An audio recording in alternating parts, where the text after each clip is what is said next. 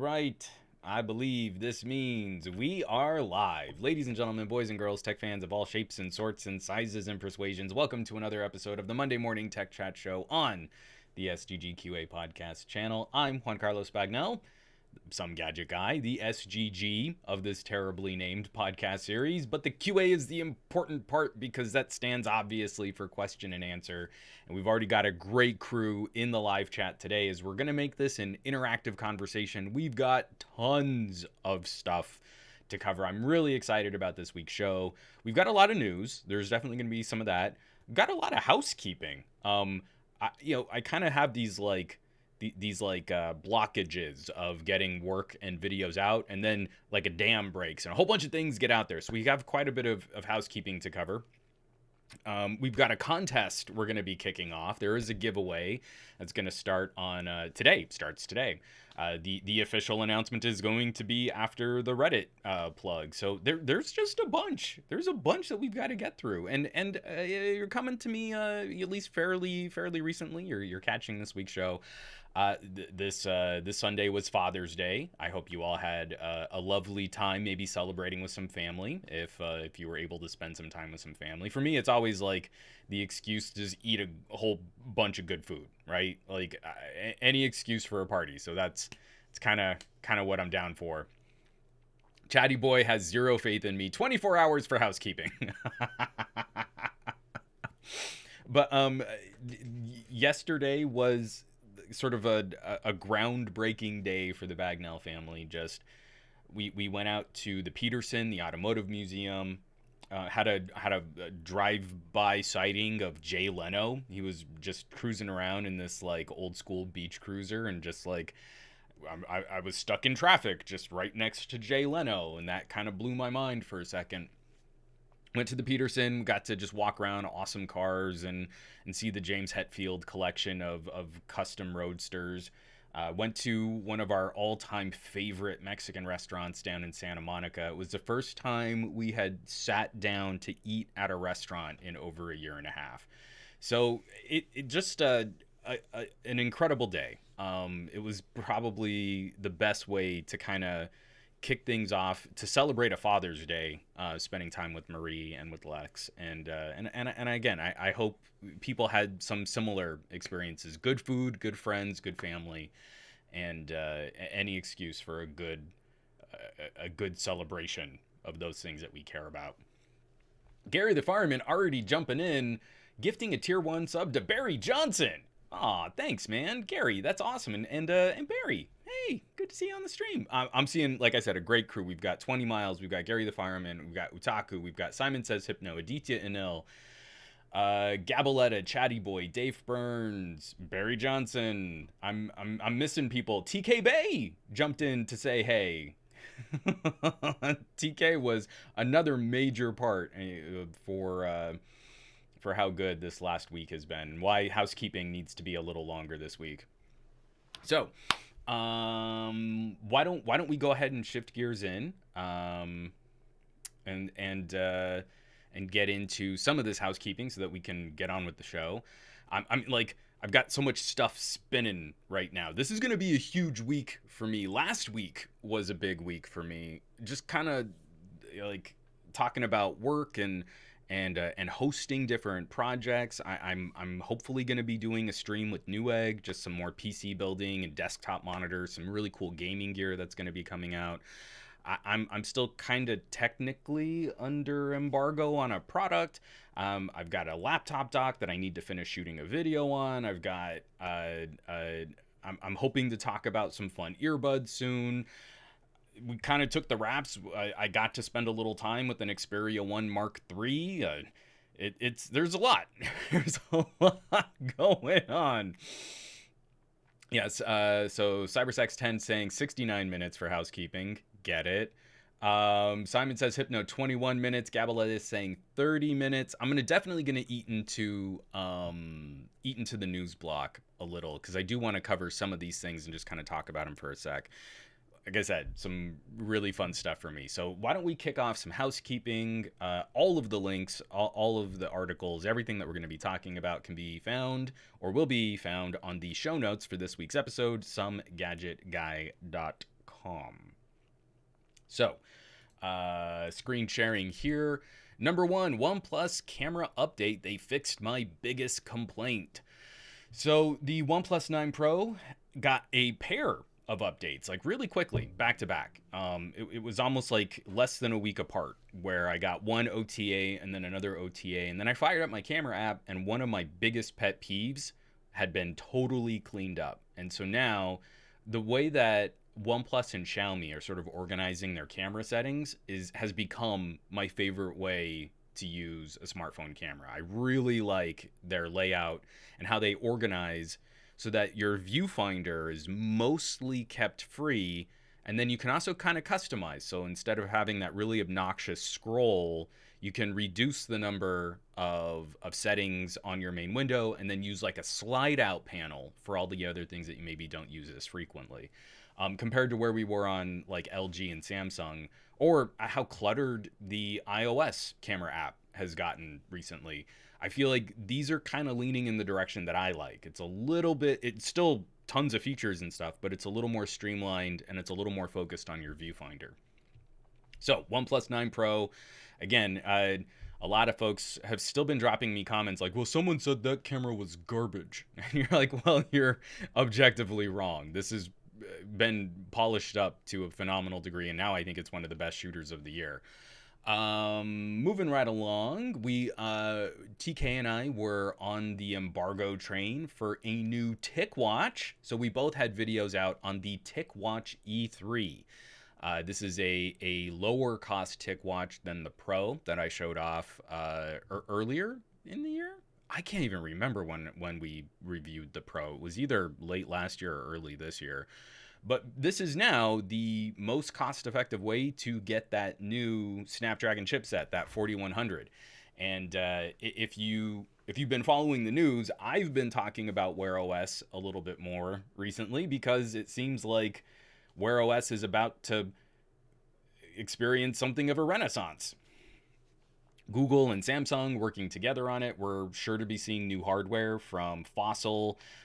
There were rumors of like a Facebook watch built on Wear OS with cameras on it, because that always makes us feel super comfortable giving Facebook even more of our data and cameras on their products. That's always great.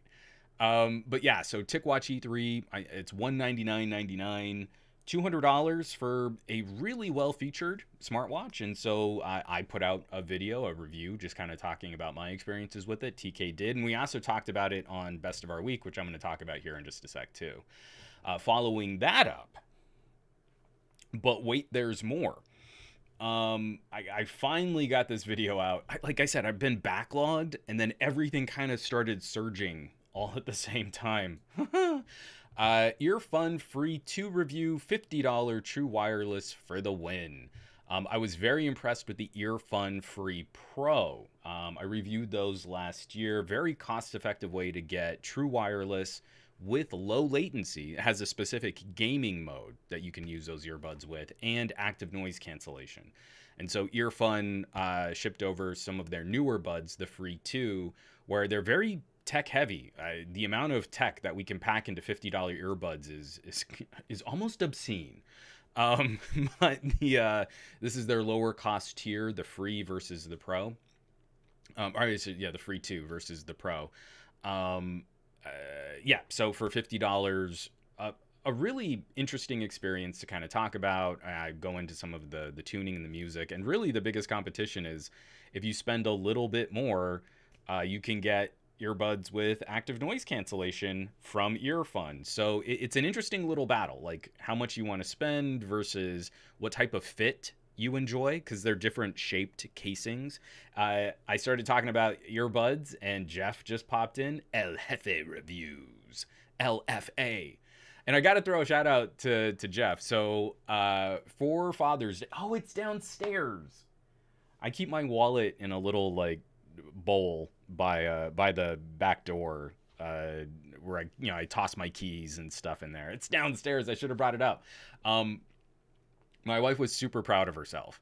So she wanted to get like a traditional dad gift. We try not to do tech as gifts in this household because I'm swimming in tech. My office looks like a Best Buy vomited all over a small room. Um, so she was kind of scouting around some ideas, and she was like, well, maybe I could get him a tie. He doesn't really wear button-up shirts much at all. He's not going into an office. He's not even doing like those nicer produced streams for Newegg. But a tie is always kind of a fun dad gift, and he'd kind of like that. She was just kind of scrolling through Twitter, and a post from Jeff popped up on the Nomad, and he had like an affiliate link, and she was like, oh, not only can I get him a wallet, because that's totally a dad gift, I'm going to be clicking on someone's affiliate link to do it. So, in part, I have to throw a shout out to Jeff because that was the inspiration for getting me my dad gift this Father's Day. But yes, video review out, earfun free too. Really, what's really exciting is how much fun we're having with techie, consumery earbuds sub $100. Like, huge. Just like this amount of tech falling to lower and lower price tiers is the exciting competition part of this conversation. At the same time, like people were throwing out the reviews on the Sonys, the XM4s. Those are huge. They're amazing. They're super high quality, premium, LDAC. All this. We kind of got cranky last week talking about Apple Music and spatial audio and all of this highfalutin stuff. And if you just need a basic pair of communicators, the quality and tech that you can get sub $100 is incredible right now. So, Nick fell. I was about to say, how dare you not wear the tie today? Show us the wallet. Shill his affiliate link.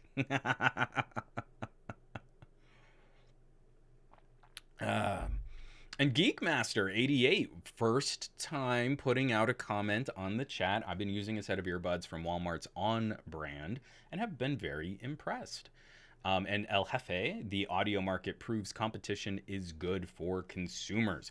So one of the other things I'm critically excited about is getting over this hump of, well, Apple put out AirPods. I guess those are the only things worth buying, right? The explosion of players in this market is both good and has put other brands, has kind of cranked up the competition for them too, where one more putting out some of the best products they've put out in a while, where Soundcore earbuds have been phenomenal. There are so many of these great up-and-coming players. And again, it's exciting when Earfun just pops up out of nowhere and drops the price tier another step. And you're like, this is the new competition point. Let's do this. This is great. All right. Continuing. Housekeeping. There was a really fun event on Saturday, sort of like kind of celebrating Juneteenth, and then a whole group of content creators got together to hold like a little mini creator expo, the Video Creator Expo. And they were kind enough to ask me to participate. So I threw together a video talking about diversifying your social media, expectations on different platforms, how to keep your audience outside the grip of a gatekeepery kind of service, or especially like how YouTube can kind of sometimes get in between you and the people who watch your stuff. And so it's a 13-minute video. It joins a whole playlist of other people talking about various aspects of content creation, content production. I was just really stoked to join them. So you can catch that. There's going to be a link to my video, and then in this video, there's a link to the whole playlist. It was like a whole afternoon of different video topics, different content creator topics. Barry Johnson, he says, thank you. We appreciate your support. And thanks for asking me to jump in, man. It was a really fun sort of streaming event where we kept bouncing from channel to channel to channel. Again, there's some great info there. Jeff, El Jefe's presentation on sort of maximizing your YouTube experience, getting kind of the best out of your keywords, out of your title, description. It was a great presentation that he put together too.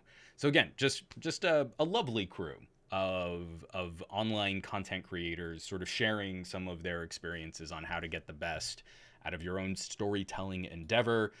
Then, another really exciting housekeeping event from last week was Best of Our Week. We did not stream last Thursday. We ended up streaming last Friday morning.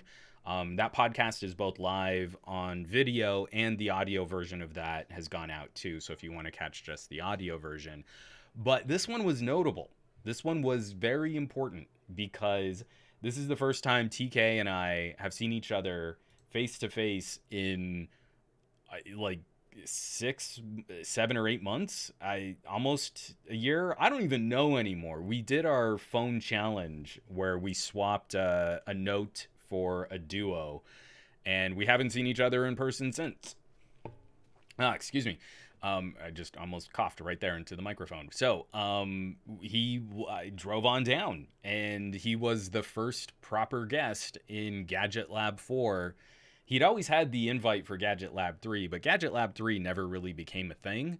So I'm just really excited. This was like the first test of having someone else in the room, and we're on wireless mics, and we got to hang out face to face, and the conversation flowed. Like, there's that way that you can kind of talk over each other when you're in the same space. Like, you can kind of, I don't know, it's just so much more organic. And when you try to do that on a live stream, you're constantly like, you're not able to hear what the other person is saying. It's like the video and the audio don't really facilitate that. So it's like the best conversation I've had with a buddy in months. It was really, really refreshing. Simon says, no, we are tech family. We got TK and SGG. I mean, again, it just my brother in arms. It was really, really nice. We maybe TK was kind enough to make a run. This wonderful Lebanese place. I shoved a ton of falafel into my face before we jumped on camera. It really was nice. It was good. It was really good. And one last bit of housekeeping here. Whew, almost done. I'm moving pretty quick considering how much stuff I was able to get out last week. Here we go. This one's is a preview for patrons. Patreon.com/SomeGadgetGuy. Another video in my look back series. Taking a little time to revisit the Nokia 9. Nokia 9 look back, so close to greatness. Alternative title: My Perpetual Heartbreak. There are a few phones. I like to share the more emotional experiences I have with gadgets. It's one of the reasons why I got so lit up about LG phones, is because I would hold one and it would really come across. It would really highlight, these are the kinds of features that I prefer, that I can get my work done with. I don't know that I have given any other phone as much leash, been as patient, hoping that a phone would realize its potential as the Nokia 9.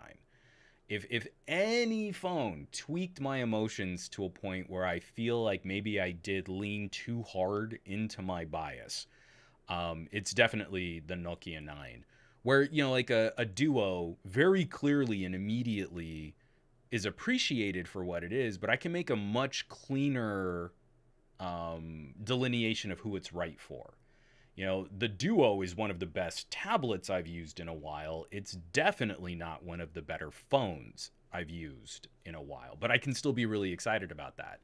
The Nokia 9 came at a time where I was really, really thirsty for some competition. The Nokia branding is near and dear to my heart. The camera experiment was incredibly ambitious, and I just kept waiting.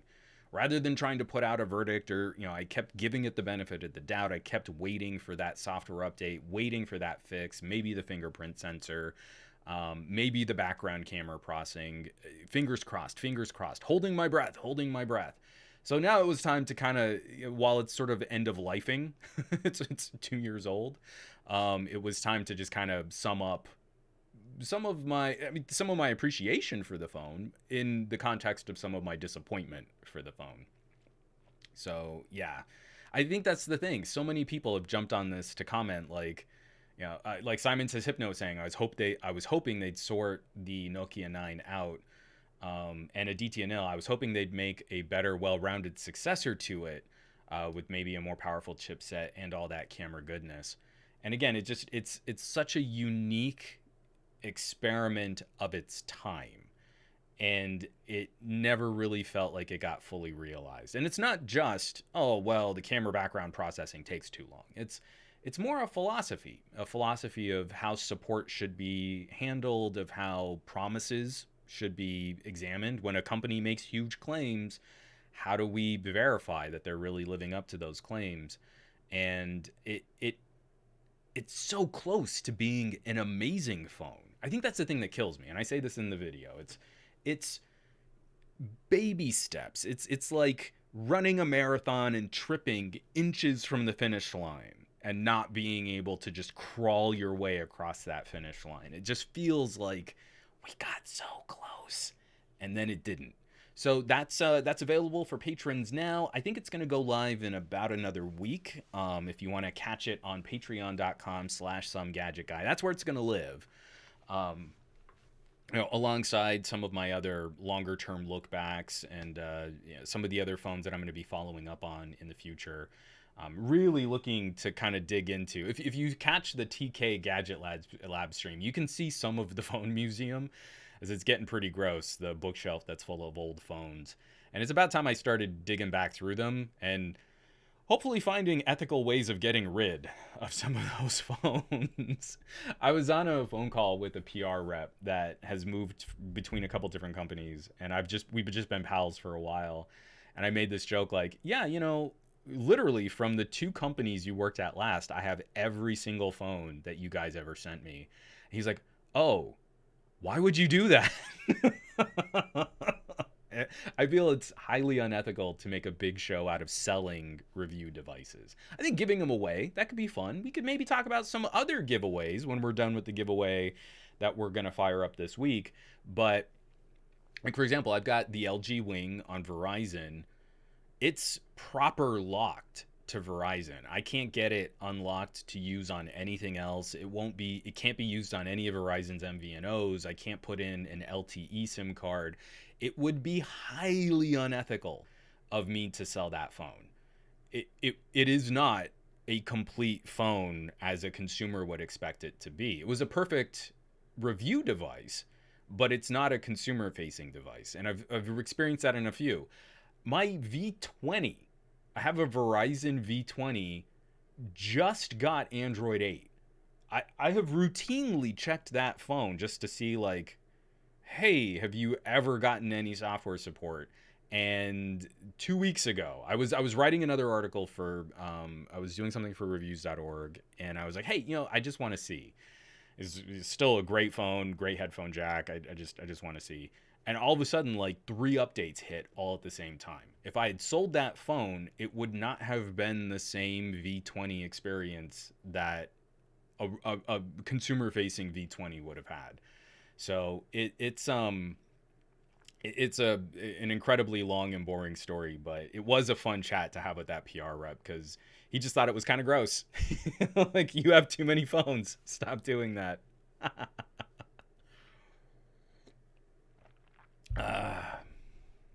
From AllGreg38. Oh man, they got a bunch of ROMs for the V20. Yes, there are a bunch of ROMs out there, but my review devices weren't complete. I mean, they were pre-release phones. They technically don't. Again, it's like you've got to be extremely careful how you flash a phone like that because you can brick it, and I don't want to. I'd rather it be in an unsupported state than a non-functional state. And from Cyber, lately you see reviewers shoot unboxing first impression videos and then list the phones on Swappa on the same week. That's actually one of the conversations I had with this PR rep. And it's like, I find that to be distasteful. A review device is technically a loaner until it's explicitly stated that it's not.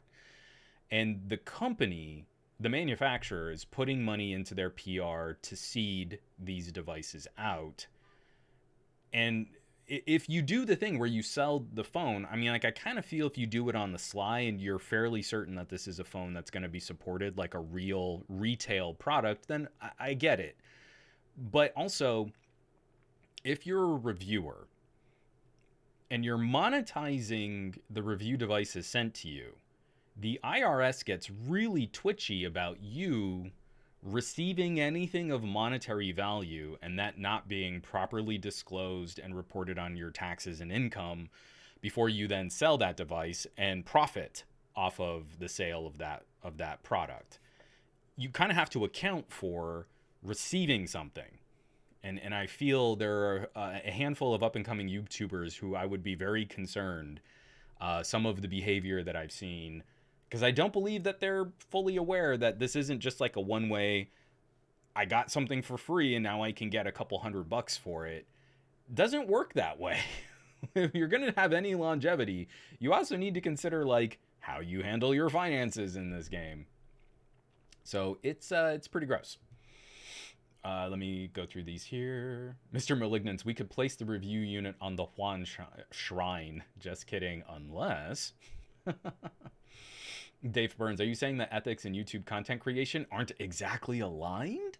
I mean, I understand the benefit. I got a phone. I can undercut other sellers. I can make a quick couple $100 on it, get it back out there. But again, you received something of monetary value, and there was an expectation. I mean, again, it's not quid pro quo. If OnePlus sends me the occasional phone, I like talking about OnePlus products, so I like to work them into comparisons and use them as demo devices. Same thing I used to do with LG. Some of the phone trades that I've done, like on Sony's, like we're moving phones around. But there's every expectation that if at some point OnePlus says, "Hey, we kind of need that phone back," I want to be able to just ship it right back to them.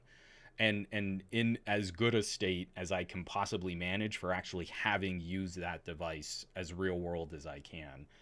Until someone says like, hey, you can give this phone away, or it's okay, we don't need it back, I don't consider it my property. And I feel like that's a philosophy, right? That's like a line in the sand that I don't feel comfortable crossing. And then again, I've just had so many awkward experiences with review devices that don't get updates. It just, depending on when you got the phone, or if it was a pre-release, or if it was an embargo device, it might not be a real phone. And I think it's super tacky to sell that off to someone who might not understand that distinction. And, they're looking to buy a phone. They're not reviewers. They just want a good deal on a phone. And, oh, here was a great deal. And then it never gets any software support, which I think is a terrible, terrible precedent to set as a reviewer.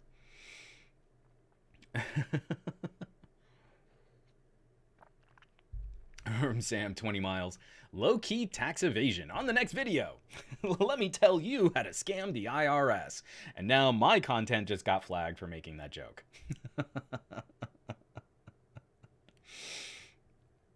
From Arthur Lee, it's kind of disgusting when you think about it, because if you get big enough to get a review device, that should be a privilege. And a lot of PR will invest in smaller YouTubers before they're really big enough for their coverage to make a dent. Someone with 1,000 subscribers picking up a review device, that's the manufacturer's PR saying, like, we think you do cool stuff. We'd love for you to talk about your channel as you grow. We want to build that relationship. They are investing in smaller players. It's why like Samsung and Apple don't need to seed devices like they used to. Like when I was smaller, there was a lot of traffic going through carriers. So if I wanted to play with an iPhone or play with a Samsung, I could usually hit up carrier PR and work that deal. And it was pretty cool. But Samsung was putting out phones like crazy, like left and right. And now they don't need to. They feel they're the de facto default option in Android land. So they're very punitive about how they do business with content creators and who gets to be on the approved list and who is destined for success. The people who are more inclined to kind of say the nicer things about Samsung products, just like Apple. So it's messy. It gets real messy. And again, a lot of this gets built on personal relationships. A lot of the PR I like to work with, I've been working with them for a really long time, and I like working with them. We get to do cool things together in talking about this tech. I said taxes. Here, let me get this out of the way. All right, so that's gonna wrap us up for housekeeping. I'm a half hour into the show. I feel like I've done okay for that rambling and that that tangent that we just went down on. From Cyber. The trick is to sell the review unit back to the PR guy. It's funny. It's kind of interesting. A lot of PR people that I've worked with have, in some way, shape, or form, have been on my side of the fence. Like maybe they started as a reviewer, or they started as some type of tech commentator, and then they jumped into PR. And it's funny, like once you've been on this side, the whole notion of like getting a review phone or getting a phone for free, that's not the hook. That's not what gets you excited. If you're into this just because you want a free phone, you're gonna fail hard. You're gonna fizzle out. I'm in this because I'm nerdily excited about different features and competition and getting the feel for something new and fresh. And that's my drug. I really get into that. Trying to get some of these review phones back, and the PR people are just like, no one, we've got the phones. We don't care about getting our phones back. It's a free phone. Keep it. Do whatever you want with it. Review it. Give it away. Don't send it back to us. It's not worth the time for us to print you a label to get our $200 phone back. So Simon says Hypno, the rule isn't as cut and dry. So there's a whole conversation happening here about taxes and receiving product and capital gains. I'm not qualified to talk about that, but Simon says Hypno says so it's only taxable if the manufacturer explicitly tells you that you own the phone. There is no hard and fast rule. There really isn't. If the IRS does some kind of audit of your finances and they see money coming into play and you don't have receipts for the things that you're profiting off of, that becomes one of the bigger concerns. If a manufacturer comes to me and says, keep this phone, we don't want it back, I'm still less inclined to declare it as a business acquisition. I'm more interested in maybe trying to find some other outlet or some other opportunity to share that with someone if I feel it's a product that will actually become, like a retail facing experience. So it's really complicated. Like I have these really drawn out conversations with our accountant. We have a CPA. It's messy. It takes a lot of time to kind of figure out where that line is. But most of the time, I still just handle these and treat them like they're loaners. And again, they go back in the strangest times. Who was it? The Black Shark. I'm still sitting on the Black Shark because they technically want it back, and they told me they were going to send a label. I'm not going to take it out of the box. I'm not going to keep using it. I've already wiped it out. It's just sitting on my shelf, but they say they want it back. I'm not going to pay to ship it back to them. So I'm just waiting for them to print me a label, and then in the time being, it's in my possession. The IRS doesn't care about that. It's not something I'm going to own and use and profit off of. So it's just a huge mess. And that's why I kind of have the phone museum that I do, is I want to find ethical ways to part with these things and then also kind of prevent any issues from people who might like want to use one of these but then not get the full experience of it.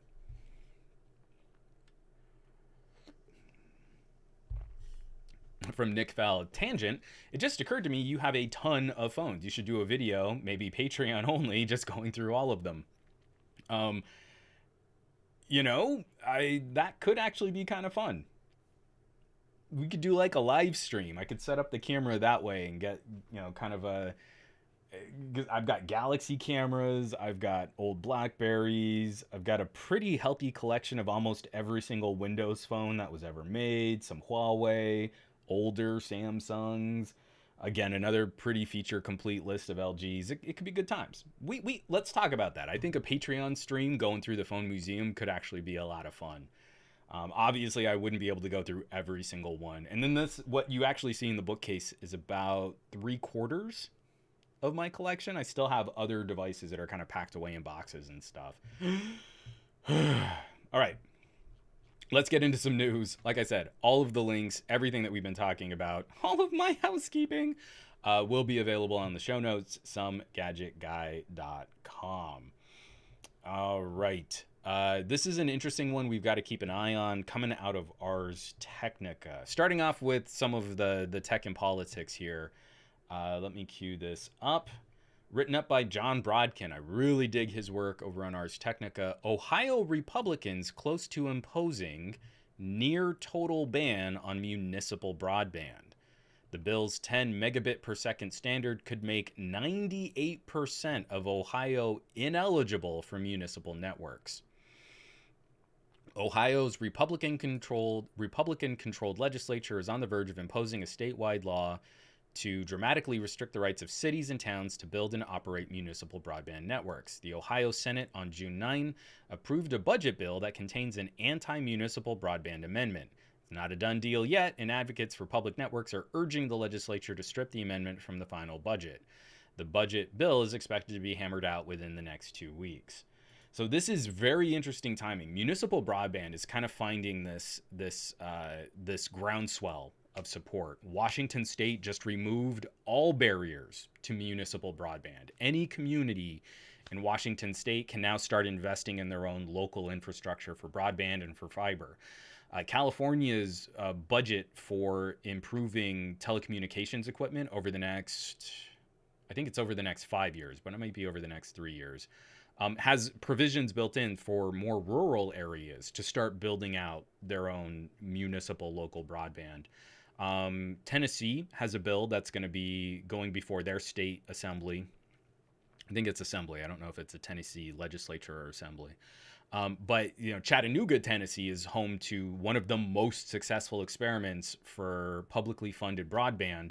And to celebrate fiber to home and gigabit broadband, the rest of Tennessee state banned the further deployment of municipal broadband.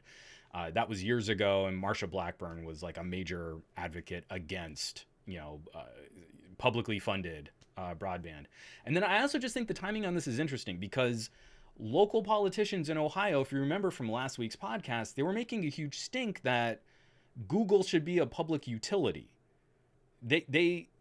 So we've got conservatives in Ohio claiming we should own Google as a public utility. That Google should now just sort of be absorbed and we should be able to control it. Should go just into taxpayer funds and stuff. But at the same time, they're also writing bills against owning their own local network infrastructure. It's just such an odd breakdown of these people lobbied us in the telecommunications industry, and so now we want to give them these sweetheart deals so that they can keep ratcheting up broadband prices on our constituents. But Google sometimes filters my search results, and so now we need to make them a utility. Like the whole free market argument of republicanism is completely shattered at this point, and it's such a broken dichotomy of warring, almost 1984 doublethink philosophies that now I can never understand what is it that you're trying to accomplish and what do you stand for. But John Brodkin, his work on Ars Technica is phenomenal. One of the most galling aspects of this is just any part of Ohio that is served by at least 10 megabit per second internet would be disqualified from setting up their own municipal broadband.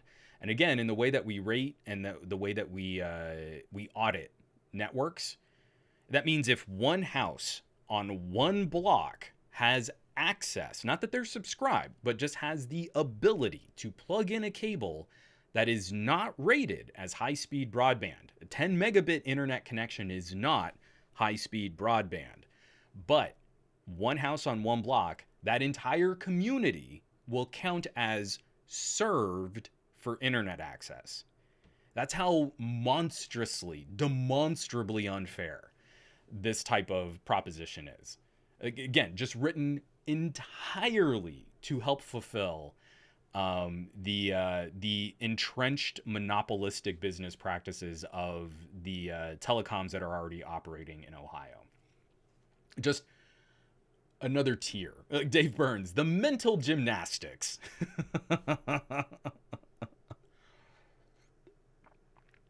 So yes, Ohio, at the same time as they're wanting to prevent their citizens from competing in the global market for more up to date speeds, they're also claiming Google should be acquired as a public utility. Makes no sense to me. I don't know what's going on in Ohio. Be better, Ohio politicians. You can do better than this. That was the frustrating one. We absolutely need to keep an eye on that. I seriously doubt the Google thing has legs, right? It's hilarious. There is like no way that that can really be pushed through a state initiative to have any kind of impact on Google as a national or international entity. But this whole public broadband, public infrastructure thing is building momentum. It's getting a lot more aggressive, and the campaigning makes a lot of sense. If a telecom decides that you're not profitable enough, make your own. Just do it yourself and get out of the way of the residents of those areas that want to have better infrastructure and better telecommunications equipment. From Geekmaster88, in Ohio, we have some areas that are restricted to one internet service, and it's usually satellite and expensive and slow. You're not alone there, Geekmaster. I used to live in Ohio. I used to live in Dayton. Um, it's common across the country. Right now I technically have a choice of two broadband internet providers, cable and DSL. And I can spend the same amount on DSL for speeds that are like 1/10 the speed of cable. So isn't that great competition? It's not. It's not at all. It's the illusion of competition. Excuse me. If I don't have two companies offering the same tier or better service, I don't have competition. And many communities across the country don't even get that illusion of competition. So it's galling. It's galling to see politicians playing fast and loose after we're finally crawling our way out of a global pandemic where we leaned on telecommunications and network infrastructure harder than ever before, and they're still pretending the internet is not a telecommunication service and it's not a vital service to the health and future of our economy, education, healthcare, entertainment, everything. So again, lies. Nick Fell. At this point, we'll be reliant on Starlink to force regional competition as it can theoretically serve anywhere. I scrapped the story on it. Starlink would be great except for the Southwest, where apparently if your Starlink hits 120 degrees Fahrenheit, then it just shuts down. And I know we're going to be getting some weather this summer that would probably knock out Starlink here in my neighborhood. So not great. I kind of feel like the main solution is still to plug a cable into your home somehow. This one's going to be this isn't a victory yet, but it at least is a victory for the conversation. Again, more awareness and more visibility is always going to be a good thing. Coming by way of Vice, the motherboard tech category on Vice, written by Matthew Galt. National Right to Repair bill filed in Congress. On Thursday, Joseph Morell, Democrat out of New York, filed national right to repair legislation with Congress. The Fair Repair Act would require manufacturers to provide device owners and independent repair stores access to the tools, parts, and information they need to fix electronics. If it passed, people could fix their own stuff without having to return their stuff to the people who made it. Farmers could fix their own tractors, and we could all more easily fix our own phones. Again, we've got to keep an eye on this. There's no way this isn't going to face extreme pushback, especially if this bill makes it out of the House and into the Senate. I find it doubtful that it will actually get put through. But we're creating more e-waste than ever before. Our phones could be lasting way longer. Part of that is definitely going to be software support, but even just silly things like the ease and access of non-serial coded parts. So like you could technically replace the screen on a Samsung, but if the serial number doesn't match what the phone thinks should be on it, even if it's an approved Samsung display, it can still gimp some of the functionality or some of the security on your phone. And Apple has been kind of the key instrument in making your repairs as difficult as possible. From the original Touch ID replacement buttons kind of bricking your phone. And again, the frustrating thing being often their policy was to cripple the phone. So let's say you couldn't afford to buy a new phone, Apple wouldn't do the repair for you. You take it to a third-party shop, they swap out a screen, but it doesn't match up the serial code, and then it just locks and nukes the phone. That to me is horrifically anti-consumer. That is like the worst possible way to take this out on the people who bought your products. So it would be nice to see some traction here. Again, this kind of visibility is huge. And again, if you've been following the team at iFixit, please read up on their editorials. They've been staunch proponents for right to repair. And then also Rossmann Group, Luis Rossmann. Some really engaged and passionate commentary on fixing, improving the longevity of our devices, and then not overbuying. You know, if you can pick up a $200 phone and you're reasonably confident you can find a screen or a battery to swap in there after a couple years where it needs some maintenance, that's $200 well spent. You know, even if it doesn't have the most up-to-date Android operating system update, you're rocking pretty well with a device that in the past we would have treated as disposable. So definitely something to keep our eyes on there. Really excited to see this going up at the national level and hopefully superseding. You know, some of the state initiatives have been thwarted by really good lobbying efforts. Lots of FUD. Oh, how could you give your phone to a third-party repair shop? You know, they might steal all of your data or install TikTok and other malware. And then Apple approved repair shops like, what was the story? Someone took their phone to an Apple approved repair shop. This is vetted by Apple Service Center. And they not only took all of her private videos off of the phone, they shared them to her Facebook publicly, as if to shame her for having naughty videos on her phone. So anytime someone brings up the argument like, what a third-party repair shop might steal your data. Yeah, and so will Apple approved repair shops. You're not going to perfectly solve the issue of creeps. You know, creeps are going to creep. Creepers going to creep. That's always going to happen. You can't fully expunge horrible and toxic people from any place. But yeah, I think she settled out of court for like millions and millions of dollars. Just the most horrific, grotesque invasion of privacy you could think of on a mobile device today happened Apple approved.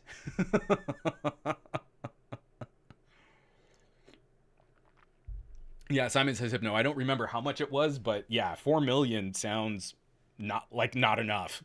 Like seriously, especially for a $1 trillion company that is all about your data security and privacy. Apple, we really care about your privacy. We care about your privacy so much, we're going to destroy third-party repair shops, so you have to get your repairs done from us.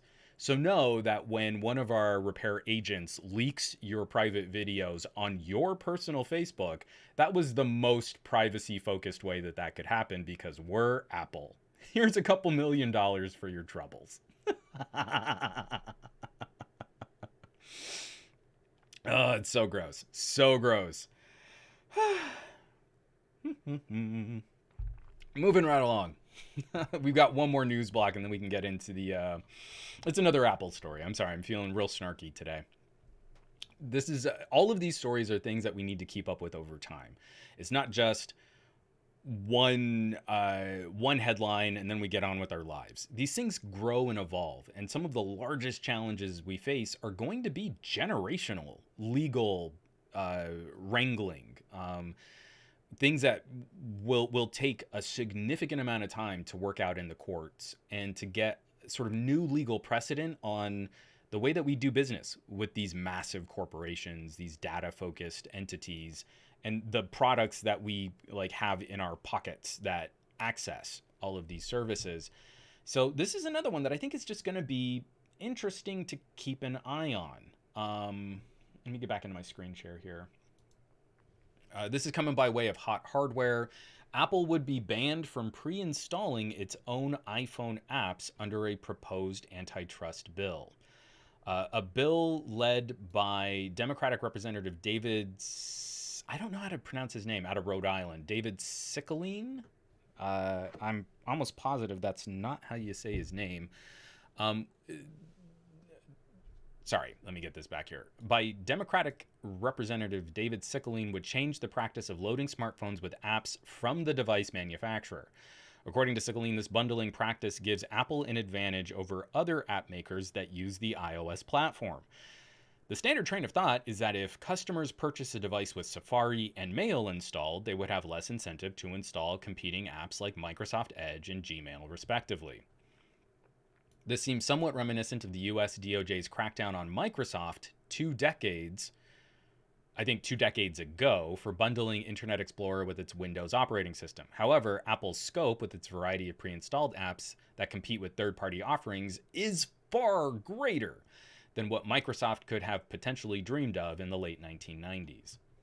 So I feel if you've been listening to my podcast or you've been involved in these live streams, I feel like we've all largely agreed that it is a somewhat hypocritical stance.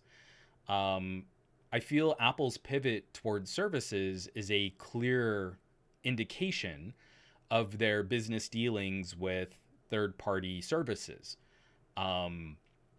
especially with the information that's come out on Apple during the Epic lawsuit. I don't think Epic's going to win this lawsuit, but it's been putting out enough information, disclosure, the reality of Apple, the relationships with developers, the sort of notion that, you know, no one leaves the Apple ecosystem except for when it's convenient for Apple to say, oh yeah, like 25% of iPhone users switch to Android every quarter. Yeah, like we have this idea that like Apple is indomitable, that, you know, when someone switches ecosystems, it's almost exclusively Android to iOS.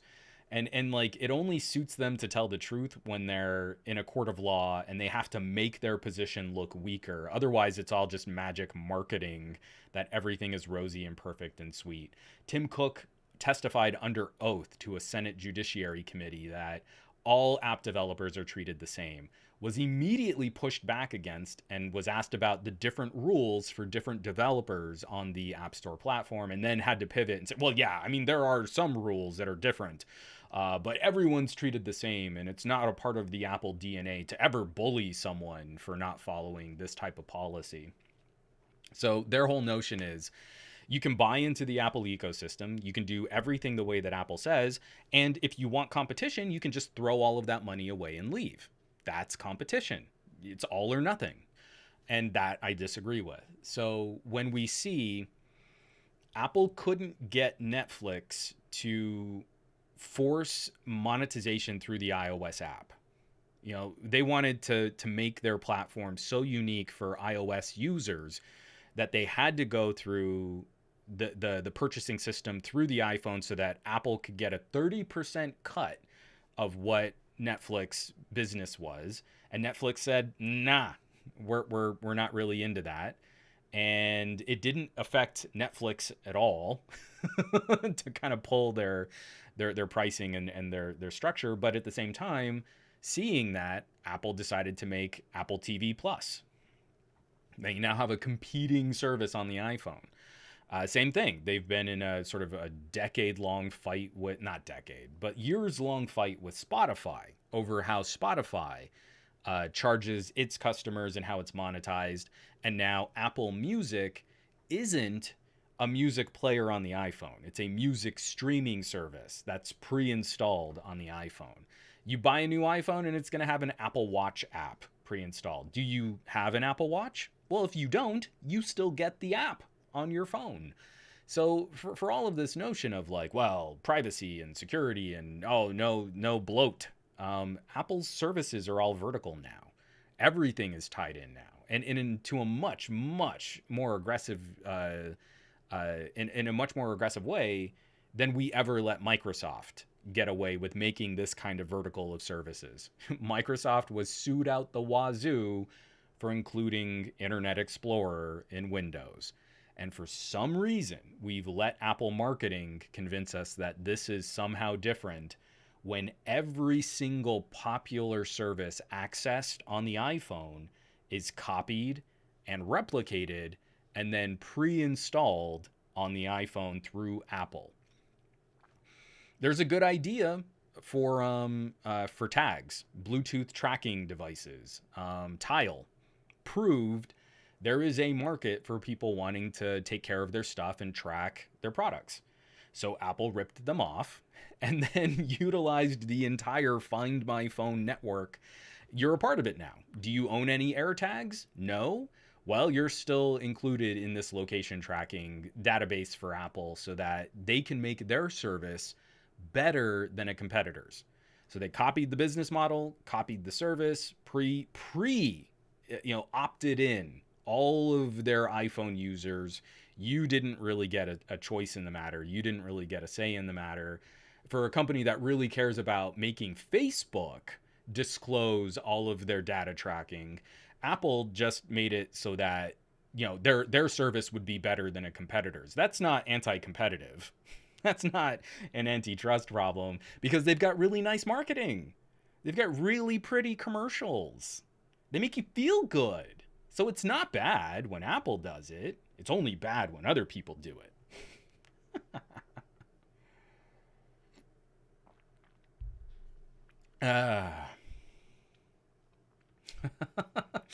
Gary the Fireman, get the Google Play Store off my Pixel, said no one ever. But the funny thing is on an Android, you can install the Amazon App Store if you want. I still have a whole bunch of games on Humble Bundle. And there's a Humble Bundle app, which is a full storefront where if I want to get other apps and services. What's the open source? There's an open source app store. I'm totally spacing on it. But you install it, you can go. There were no issues with game streaming services. So even though Google makes Stadia, you could still play your Game Pass. You could still fire. Can't you go NVIDIA? Does Geforce Now work on Android? Or is it like browser based? F-Droid. Thank you, Dave Burns and Geekmaster88.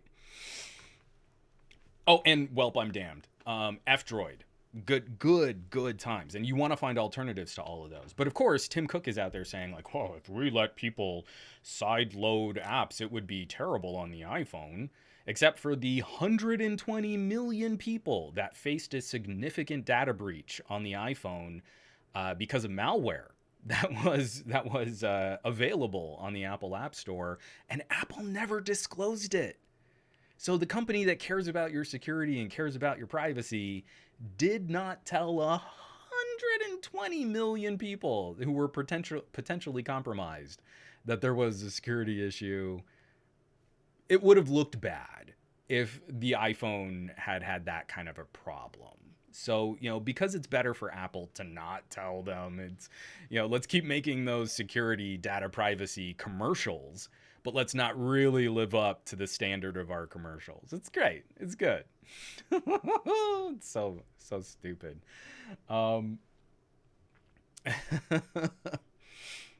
Gabaletta, let's invade the consumer's privacy to serve them a better product they didn't agree or own. It's for their own benefit. It's so frustrating. Again, I mean, like, the whole thing about AirTags is that it's a great product. Apple did not do their due diligence. They can be used in a really insidious way to track non-iPhone using devices, or if you know that someone's got an older iPhone, the protocol to alert that an AirTag is within their proximity only works on more recent versions of iOS. I feel like there should be a Bluetooth signal component that they could have worked with. Apple could have worked with the Bluetooth Special Interest Group, the Bluetooth SIG, to make some type of notification. Qualcomm had to do that to get the their chip to properly communicate over Bluetooth 4.2, I think was the first iteration of this. I could be wrong there. Someone please correct me. Where you open up the case and it auto pairs to a phone. So it notifies the phone and the Bluetooth, the earbuds see each other, and then you compare them more easily. You could have made something like that and built it into the protocol of Bluetooth so that it properly notified other phone users, hey, by the way, you have been around a tracking device for a certain period of time. Did you intend for this device to be in your proximity? And you'd be like, no, I'll start looking for it, I guess, because that's really gross that someone could be tracking me with an AirTag. And then at the same time, just living up to their own standards for third-party developers. You get an iPhone and you say, hey, do you want to be a part of the nationwide AirTag network to help your fellow iOS users out?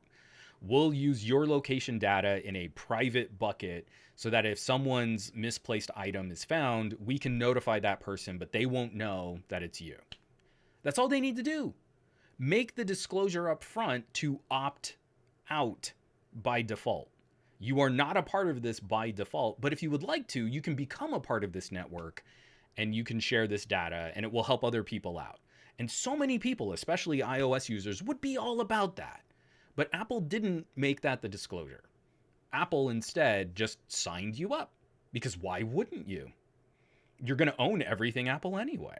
There are two really simple fixes here. I shouldn't say really simple, but two really accessible fixes here that should have been considered before AirTags went live.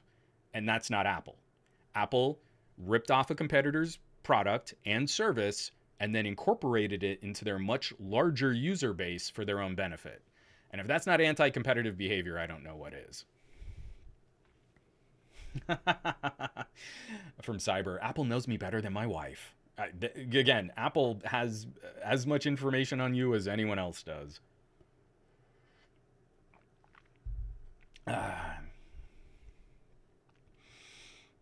From One Hell of a Boy, Apple says it's not having other app stores is not anti-competition. It's a feature of security. And you can keep saying that, but they can't demonstrate where their own app store provides this perfect security that they claim to have.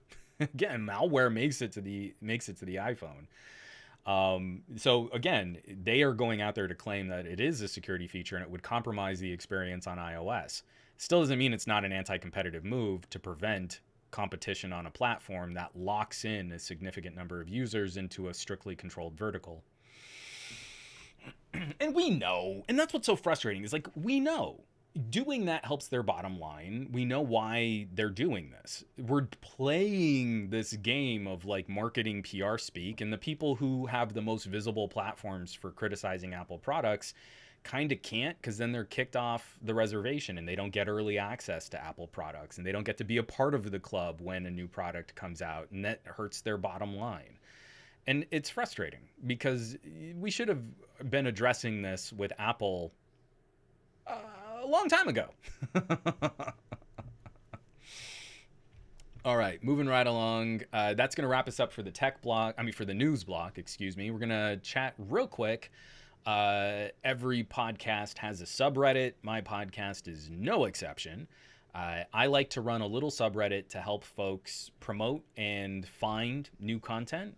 Anything that you want to share that you feel deserves more attention, you should head on over to reddit.com/r/glowing rectangles, reddit.com/r/glowing rectangles. This has been a beautiful little community building organically, new followers and members every week. We're planning something fun to do when we break 2,000 followers. But I had another pretty strong week of putting out content, and I'm a number one. Boom, boom. I'm not always the winner of my own subreddit, but I was this last week. Ooh, ooh. So my video on the OnePlus 9 Pro camera fixes, that took the top spot. Number two, really close number two, Ticwatch E3 review from TK Bay. Definitely catching up some fun budget, great performance for a great price. And I like his new thumbnails. I'm really impressed. I'm jealous of his new thumbnails. So TK is definitely knocking it out of the park. And then a topic we're going to be talking about after the subreddit plug is Oppo and OnePlus merging, the Friday checkout from TechAltar, Easy Computer Solutions rounding out the number 4 spot with a sound test, speaker test between the V60 and the S21 Ultra. And then Snubs, Shannon Morse talking about Rough in Electrical, my dream YouTuber studio framing is complete. A little behind the scenes action from Shannon Morse, looking at her new setup and wiring and how to make some of her own studio stuff happen. So an interesting video there. Then we've got Tech Odyssey looking at the Duo. We've got Sneed, Mobile Tech, talking about T-Mobile upgrades. My review on the Ticwatch E3. A teaser video for the Creator Expo that happened this weekend. And Dave West looking at the OnePlus 9 Pro 8K video test and talking about Gcam footage. So just a nice roundup of graphics cards and custom keyboards and Linux and Chrome OS, Blackberries and face swapping and camera video sunglasses from Spectacular Gadgets. So really healthy roundup of all kinds of different stuff on the subreddit this week. There was a Nook, camera throwbacks, S21 overheating, Josh also talking Ticwatch E3. I love this little community. It's where I go to find new content and find new content creators, as people are starting to share more and more. We still need your interactions. We still need your support. More upvotes, more comments, more sharing from the subreddit to kind of spread the word on the subreddit. We want this to be a real resource where if something gets voted up and starts to blow up on glowing rectangles, it's easier for other outlets and other larger subreddits to find. So reddit.com/r/glowing rectangles. Don't be stingy. Don't do that. You're going to share something, click the up arrow on a couple of other posts on your way out. Support some of these people doing really cool stuff. And then I guarantee you're going to find content creators that you would not have ever found if you had only relied on YouTube's cultivation of content. It's everything we can do to get away from everything being algorithmically sorted for maximizing YouTube's time on site. Instead, just finding cool people that we'd want to hang out with and watch their stuff. Reddit.com/r/glowing rectangles FTW. I'm really stoked. It's really fun stuff. So before we get into the gadget block, I have an announcement to make. I've been doing a little consulting work with a tech startup. I'm on an advisory board for a startup that's trying to find ways to bridge the gaps between content creators and people who watch their stuff, their viewers, their fans, their followers, whatever we're going to call them. I don't like calling people my fans. I like calling them the nerds that I hang out with. Whatever nomenclature we want to use. So I've been doing some consulting work. I've been looking at some of the prototypes that they've been coming up with, and they wanted to host a contest. So there is a giveaway that's going live today. It's going to run for 2 weeks. So the winner will not be announced next Monday. That's the 28th. The winner will be announced July 5th. After the 4th of July weekend, we're going to have a contest winner announced. And it's a kind of Gleam style entry. But this service is called fanfund.io, fanfund.io. And they set me up a little link, fanfund.io/Juan Bagnell. And the links will be in the show notes. Everyone can be able to jump on this whenever they want. But it's live now. I mean, again, if you're watching this in the live stream, you can be one of the first to jump in. The whole point of this contest is to start tying together some of the information that a content creator might want when engaging with people on various services. So, I mean, again, I've kind of aired some of my dirty laundry, but it's a full-time job. Keeping up with comments, making sure that I'm pruning out disruptive comments, engaging with people on various platforms. Sometimes it's really tricky. Like, I'll engage with someone on my Patreon. I'll see them pop up in the Discord, and then I'll not recognize that they have a different user handle on Twitter. And so then they reach out on Twitter, and it's really embarrassing. Like, oh, hey, I don't know who you are. And then they're like, oh, I'm so-and-so. And you're like, oh, you've been following me on Patreon for months now, and I totally didn't recognize your Twitter handle. So this contest is going to ask you to put in your social media handles. So like whatever your Twitter username might be, if you have a Patreon username, something like that, none of it is tied into the APIs of those services. So you're not logging into your Twitter account. All you're doing is posting what your public Twitter username would be.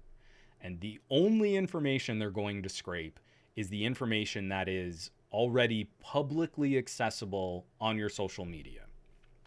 So that's what they're wanting to see. If we can tie it together that way, then this would be a platform where I could go in and see comments and notifications and replies and kind of bulk aggregate that stuff so I know better how to interact with people and I don't have to go to 5 different social media services to have those conversations.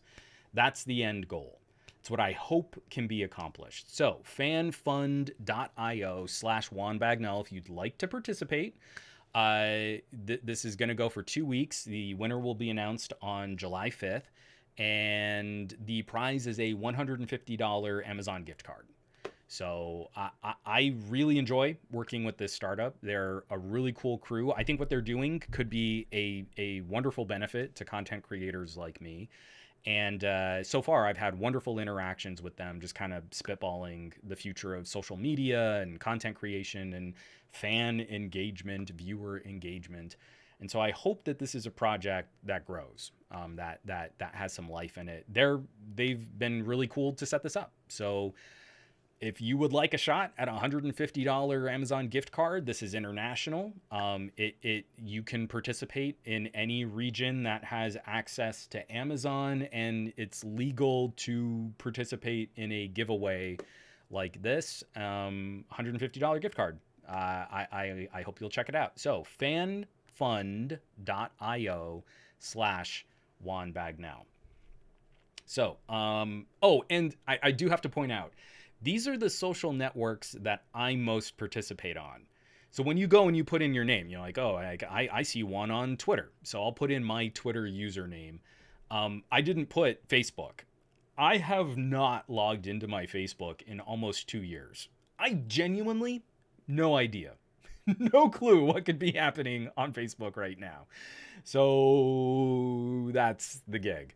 But anywhere else, like if I go back into the screen share here, I can kind of pretend to set this up. You put in your name and email address and what city you're in, and from here, it'll take you to a page that will sync up the various social networks that I actually use. So if you're here on Twitch and you put in your Twitch username, they're just going to look at the public information. You'll see it does not tap the Twitch API. It is not anything like you're not signing into the service through your social media. It's just that public layer. So fanfund.io/Juan Bagnell. Let me see if this will work in the chat.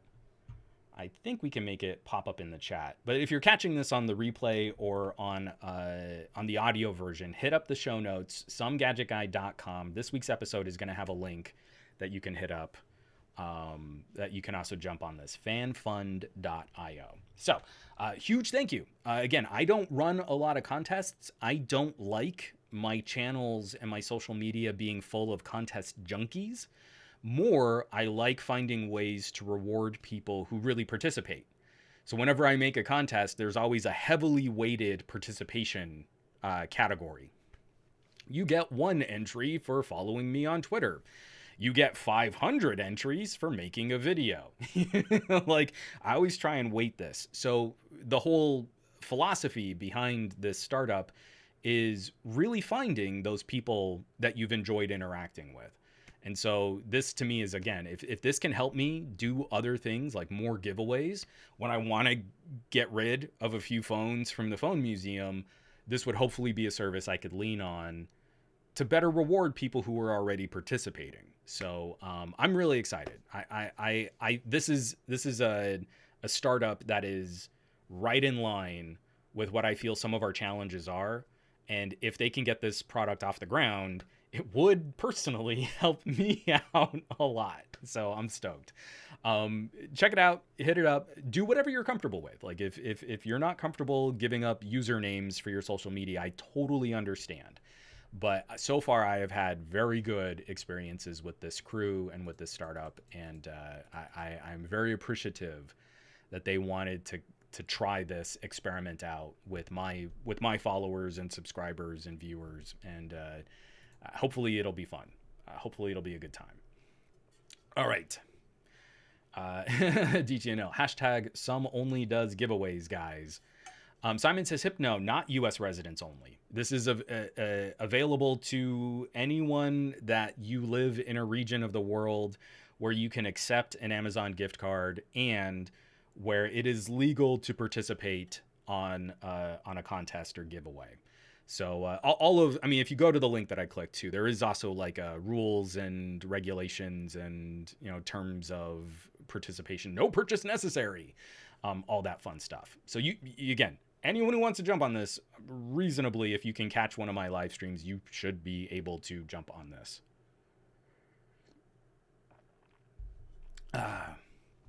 All right, gadget block. Let's jump into this. One hell of a fanboy. So that excludes North Korea. Yeah, we can pretty much always count on them being a number one on the list of countries that won't be able to participate. Getting into the gadget block here, I thought this one was just kind of interesting. Is such a bummer because I've genuinely enjoyed their products. Like I've got 4 of their batteries and a wireless file hub from Rav Power. And I'm just so disappointed that they started playing this review shenanigan game and now they've been removed from Amazon. So this was written up by Sean Hollister on The Verge. Not just Rav Power, Amazon has yanked Vava and Tautronics too.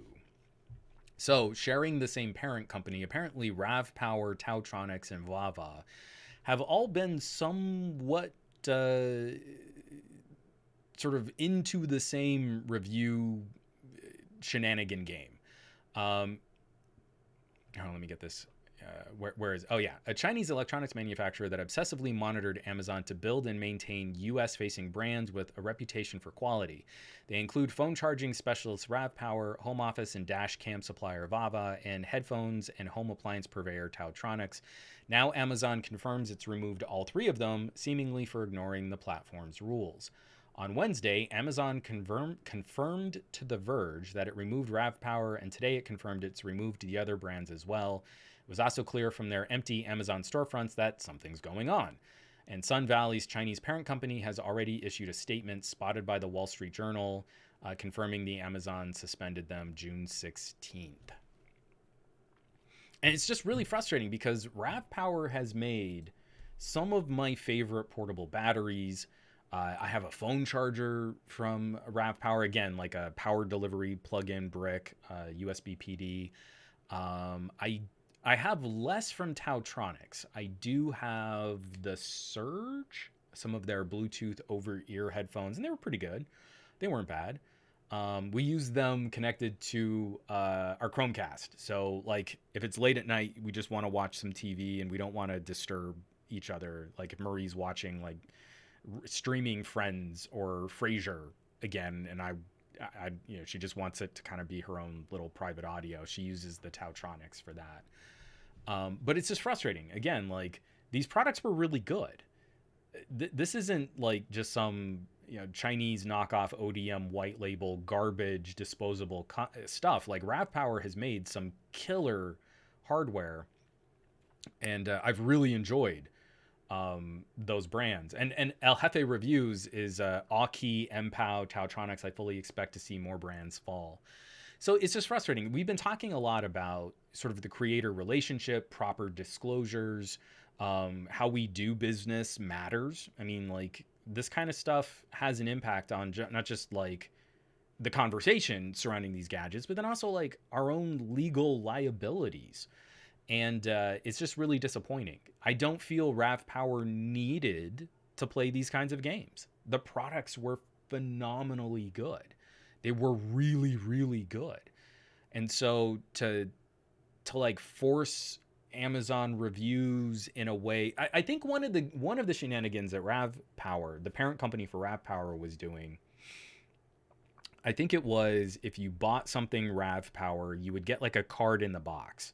And the card would say, if you, because you bought this and you're a verified purchaser of this product, if you leave us a good review, we'll give you like a $15 credit or something towards another purchase on Amazon. Um, Oh no! So okay, it's here in the Verge article. So it wasn't 15. When Nguyen bought a new charger from RavPower, she received an offer for a $35 gift card in exchange for an Amazon review. That kind of manipulation has been against Amazon's rules since 2016, and Sun Valley statement suggests that's also the reason why these brands were suspended. RavPower didn't need to do this. Their batteries were great. I liked them a lot. Their file hub is solid. I don't use it that often anymore, but for a while there, it was like every time I traveled, it would be this like Wi-Fi hub of storage that I would kind of send to all of the various gadgets that I would travel with. It's just a real bummer. So something to keep an eye out on. Hopefully, this is something that can be corrected for. Um, I'd still stand by the reviews that I put out on RavPower products, especially their batteries. And it's something like you would have to leave Amazon and buy directly through one of their websites or through some other kind of distribution. But, you know, that hasn't changed my experience with the products. It's just that's a really scummy way to try and engage and get that positive feedback so that your products look better on Amazon. And then it completely calls into question people who have reviewed their products. So it makes me look not great because I've said good things about them, but we know that they've been engaged in this type of review manipulation. So it's just a pain in the butt. Again, same thing like when we saw last week, LG was trying to bribe reviewers to take down reviews on their newest monitor. As a completely different division than their phone division, but now LG is tainted. And if you've ever said anything nice about LG, well, you were obviously a shill on the take, and LG probably paid you to say something nice about one of their products. It totally clouds and taints the whole conversation. And they didn't need to, which is what's so frustrating. It's just such a pain. Yeah, Jeff is saying RavPower makes good stuff. Their marketing people really screwed them and many reviewers. And again, it's going to make us gun shy in the future to like highlight and feature a RavPower product. I put a lot of time into RavPower videos, and it's really a bummer. That said, their laptop charger battery, I use that thing a lot, and it is really nice. My Amazon affiliate link will no longer benefit me from saying that was a good battery.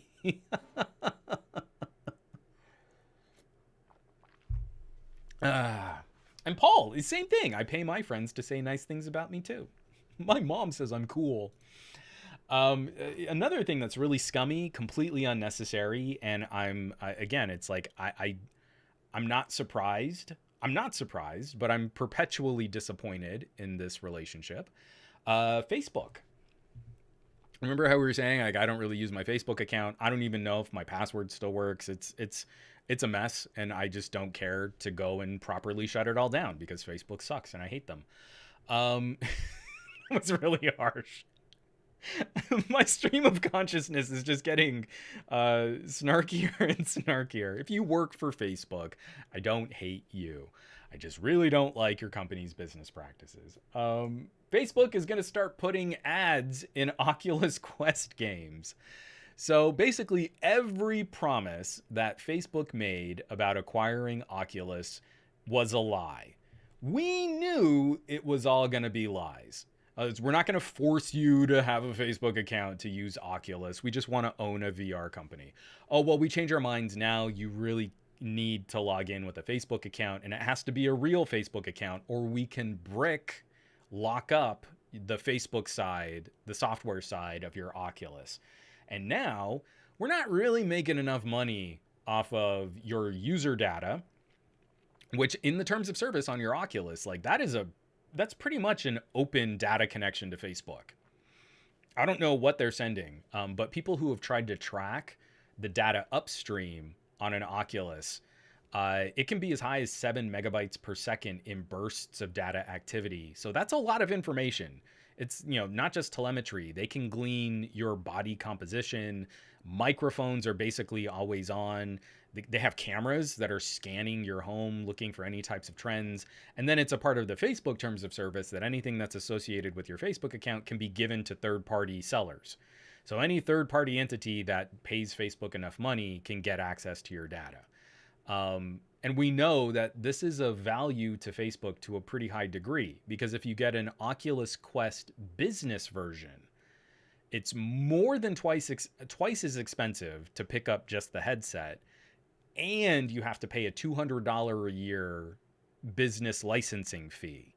So Facebook expects a pretty hefty return on the consumer version being sold for such a wallet friendly price. What is it? $299 is the starter price for an Oculus Quest. Is it $2 or $399? I can't remember. It's so cheap. What a great deal. And it's such a great deal for the consumer buying up front that now you also get advertisements built into your Oculus Quest. The ads will initially start appearing in resolution games developed Blaston, as well as games from a, quote, couple other developers in the coming weeks. Depending on user feedback, Facebook may expand the ads as part of efforts to make the Oculus Quest a self-sustaining platform.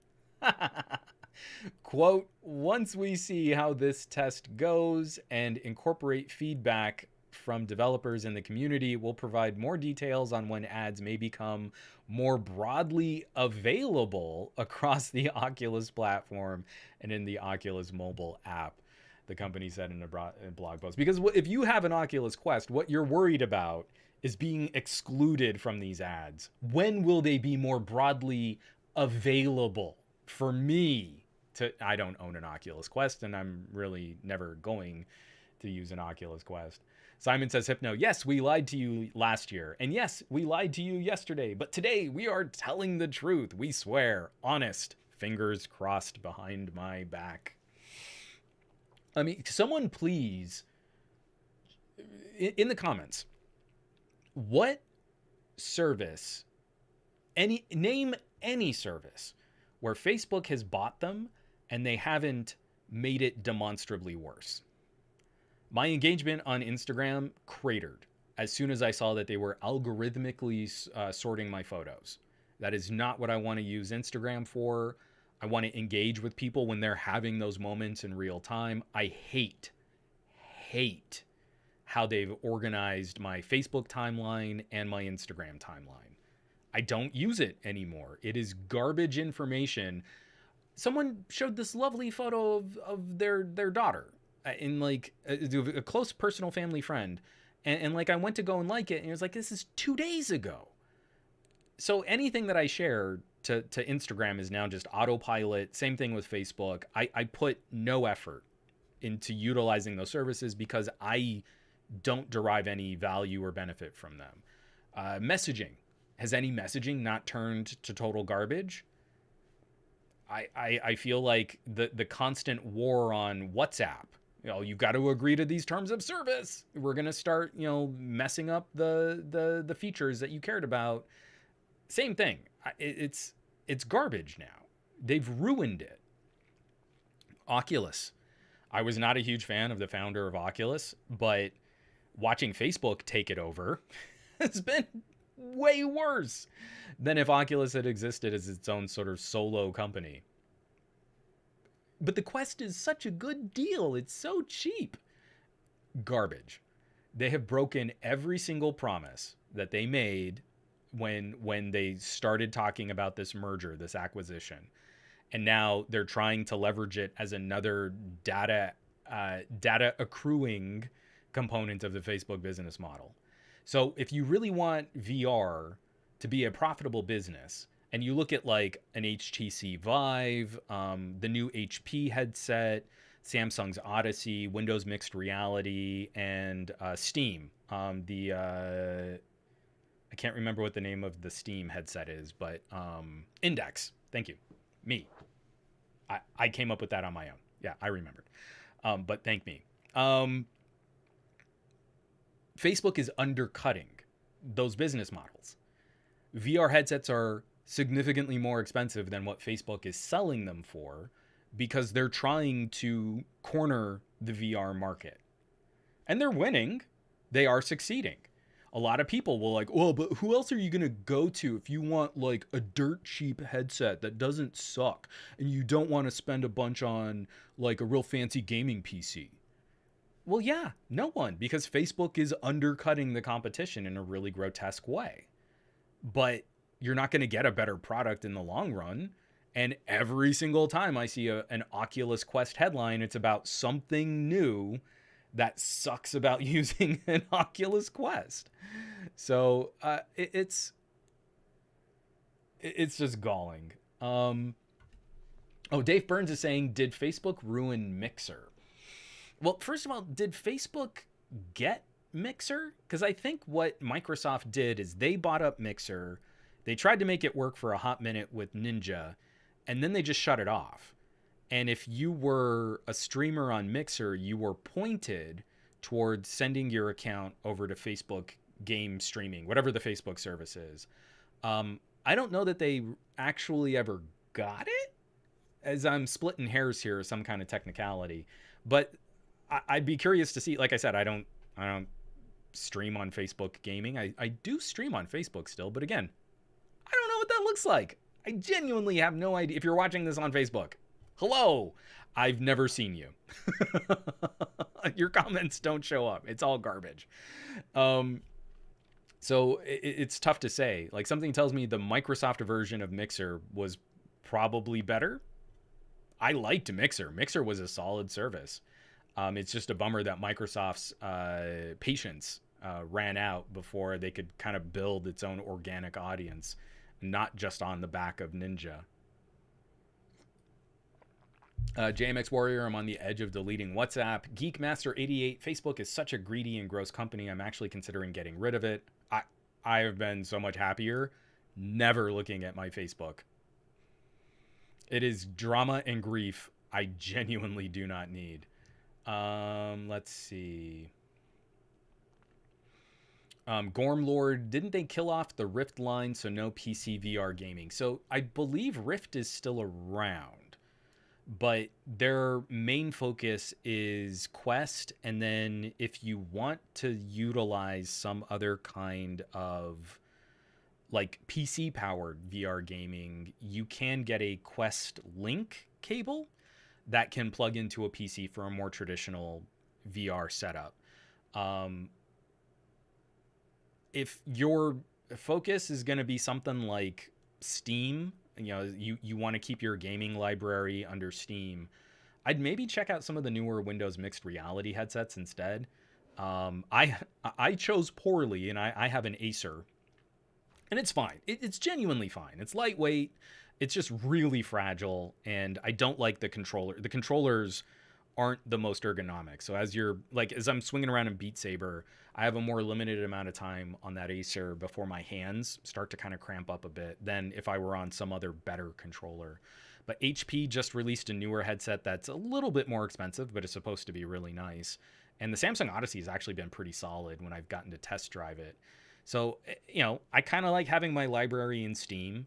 Windows Mixed Reality has greatly improved the back and forth. Like, they tried to make it where Windows Mixed Reality, Windows MR headsets were going to be standalone, and then you kind of had to jump through some beta software hoops, and you could get a Steam VR game playing on them. That's gotten way easier.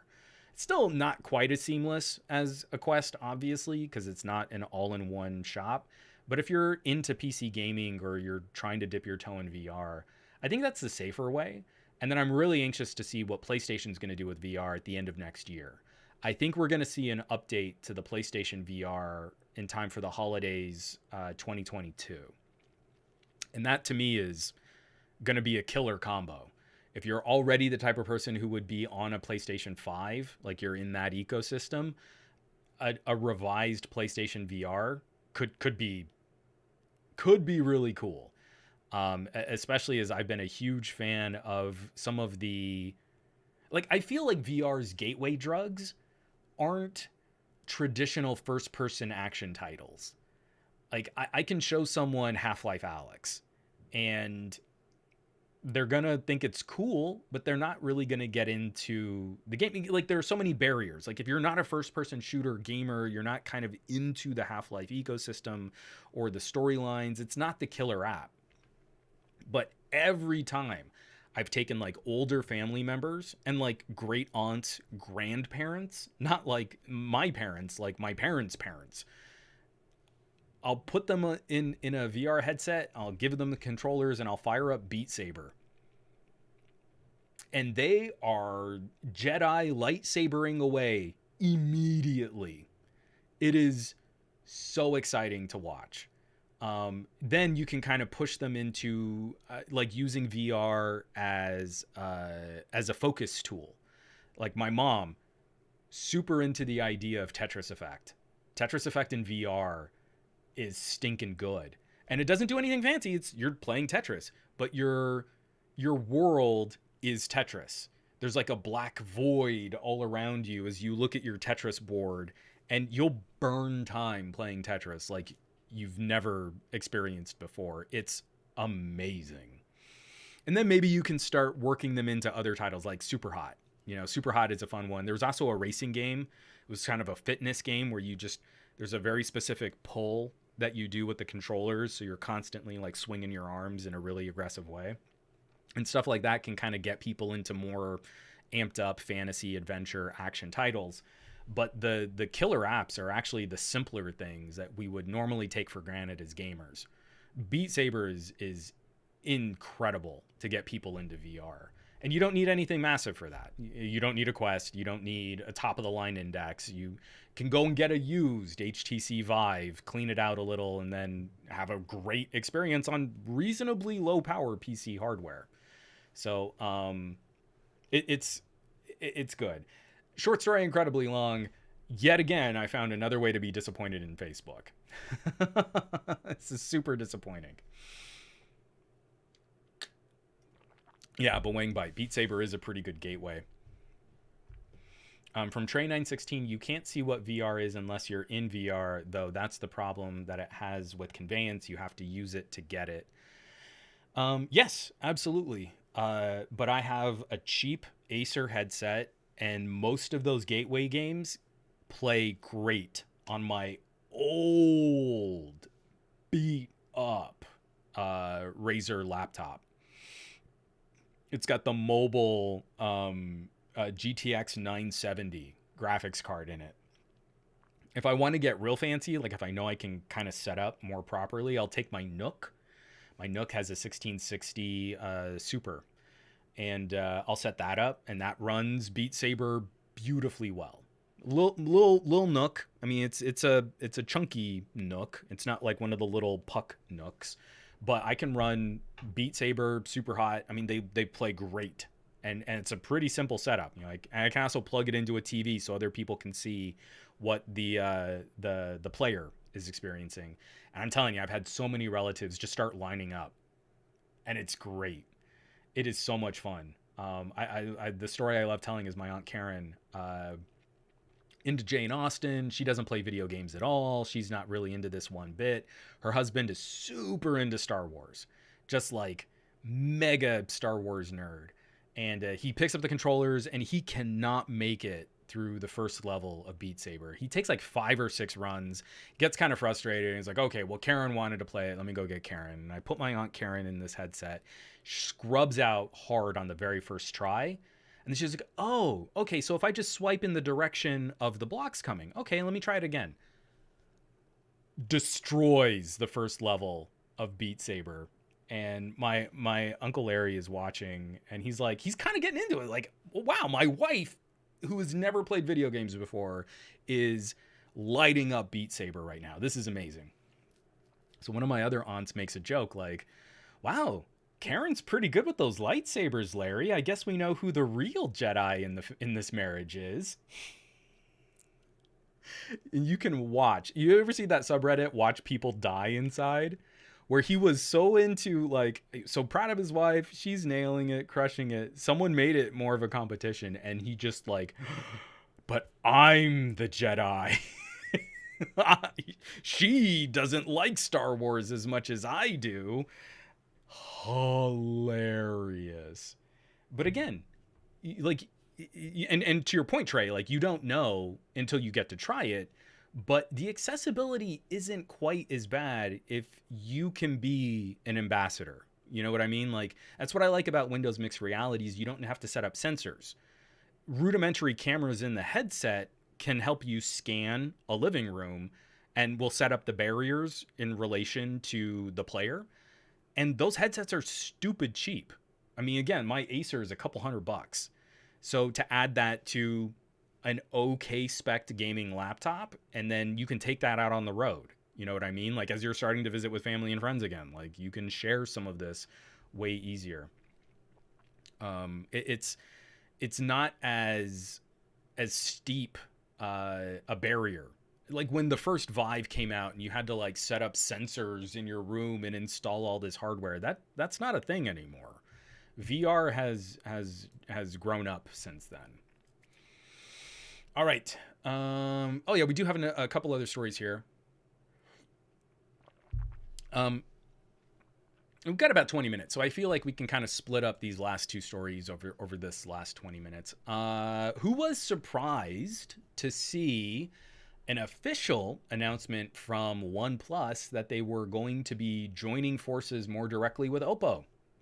Anyone? Hands up in the chat if you were shocked by the revelation that OnePlus was going to be working more directly with Oppo. Anyone? Simon says Hypno says not me. Dave Burns says I was! Exclamation point. And Dave Burns owns a OnePlus 9 Pro. So if anyone's going to be shilling for OnePlus here, it's definitely David. From Nick Fell. I'm shocked they said it out loud. So, and Dave Burns, I kind of wanted Oxygen OS would have a more Western focus for UI. So really that seems to be kind of the dividing line they're going to keep in the near term. For more Western markets, they're going to continue utilizing Oxygen OS as opposed to the more sort of Asian market devices. But this one up as, ooh, something in my eye. Ew, gross. Right in the middle of the live stream here. On the OnePlus forums, a new journey for OnePlus from CEO Pete at OnePlus. Over the past 8 years, the OnePlus brand has grown from an exciting newcomer into a global force to be reckoned with. In the premium category, we have been widely recognized in the industry for the quality of our products and the ability to outperform other brands with significantly larger budgets. And among tech enthusiasts, like many of you, we have built a large and highly engaged community with a focus on openness and co-creation. So what they're talking about is a strategic partnership under the Oppo banner and umbrella where they're still going to operate as a solo division of Oppo, but that they're going to be able to more directly share resources, more directly share development, more directly share hardware. And I don't think that's a shock to anyone here. They've always kind of been under the same global brand umbrella. And so OnePlus phones have always been able to borrow from the parts bins that we normally see Oppo products being built from. I think it was the OnePlus 5, I think was the most direct, where there was an Oppo R series. Was it R6? I can't remember. But the same matte black finish, same frame. I mean, they were almost identical phones. And from there, I feel like OnePlus has tried to delineate their products and offerings a little bit more from Oppo. But there's been a clear DNA, you know, some co-developed DNA, and in a way that's kind of similar to like the heyday of Huawei and Honor, where Honor was a sub brand responsible for its own consumer-facing support and products, and their phones looked different than Huawei phones. I feel like OnePlus and Oppo have long had some shared DNA, but there was some kind of divider where if it was a Western focus, a Western market focus, then OnePlus products were more targeted towards those consumers, and Oppo existed in more Eastern and Asian markets. I would expect to see some of those lines blur even further. Looking at like a Find X and looking at a OnePlus Pro series phone, it doesn't make sense to keep like completely separating and having completely separate development and hardware and product cycling. But you still need a division that's going to focus on that region. So even if the phones become a bit more similar, you still need different support. You still need different sort of a different focus or a design philosophy. Little things still need to be changed up. So I would still the official word here, and sorry, I'm kind of rambling here, but the official word here from OnePlus is that OnePlus is still a solo division. It's still a solo entity, but they're going to be collaborating and working with Oppo more. So it should be interesting to see if that flips more aggressively. If the very next phone they put out, the Find X and the OnePlus 10 are exactly the same, we'll have a pretty clear indication of how sort of how effective a firewall between those two brands might be. From Dave Burns, I can't wait for them to ish on the phones now because this is all they need to dismiss the company off the bat. Oh, Trey916 is saying incoming US embargo on OnePlus, but I don't think OnePlus makes any network equipment. Yeah, Oppo doesn't make telecommunications or like server equipment, right? So it's going to be fine. You have to worry about taking them out like Huawei because you have to worry about their 5G infrastructure. So it's good. It's going to be good.